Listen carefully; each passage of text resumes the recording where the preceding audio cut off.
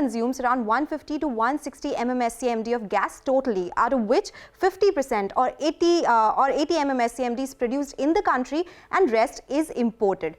Out of this, 77 to 78% is the gas under APM or administered price mechanism, and rest is non-APM.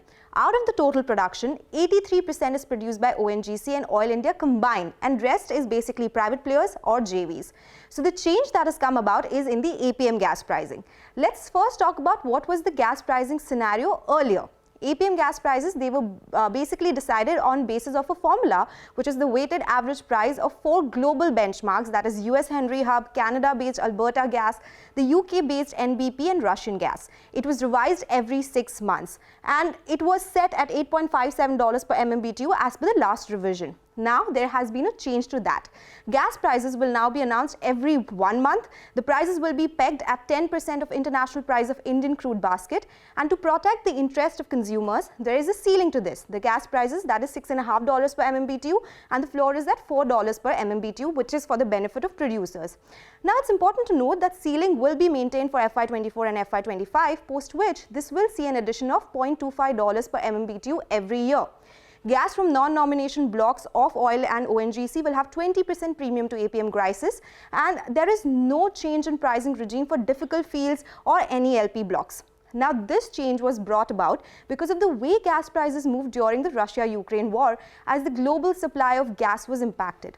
This led to prices in Europe going up by 3 times, prices in the US touching new highs of $9 per MMBTU. This led to higher prices in India as well, and that is the reason why CNG prices in our own country and city shot up by 80%. So that is the kind of move that we saw in 2022 as well. Now let's move on. After talking about how CNG and PNG prices went up, that was the reason why the government went ahead and set up the Kirit Parikh committee. But with the new pricing regime change that has come in from here, we will see that the prices have been set at $9.16, that is April 1st to 7th. Post that it is at $7.92 per MMBTU. But again, the ceiling is at $6.50 per MMBTU.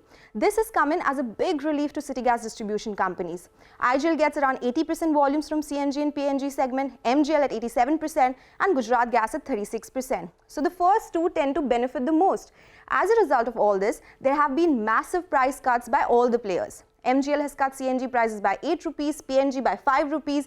We have seen Adani Total Gas cutting CNG prices by 8 rupees, PNG prices by 5 rupees. There's IGL which has cut prices by 6 rupees. GAIL Gas has cut prices by 6 to 7 rupees per kg, and this has come as a relief to consumers as well. But for producers like ONGC and Oil India, in the near term, there will be a hit to their realizations, with both of them seeing cuts of around 24% as for brokerages. But of course, in the longer term, it's a positive because of the floor. Brokerages are positive on the entire city gas distribution space. Jefferies has upgraded the EBITDA estimates by 6 to 20% for all the 3 companies. For GAIL, it will lead to a savings of 1100 crore rupees for LPG segment due to lower gas costs. Morgan Stanley says that not only city gas distribution companies, new pricing mechanism is a positive for producers as well and removes a multi-decade overhang on long-term returns. And CLSA says despite the price cuts, margins will be positive for MGL and IGL, and this takes discount of CNG versus diesel back to 30% and brings back the pricing power. Government's intent to assure $75 to $80 barrel realization also raises earnings predictability for ONGC and Oil India.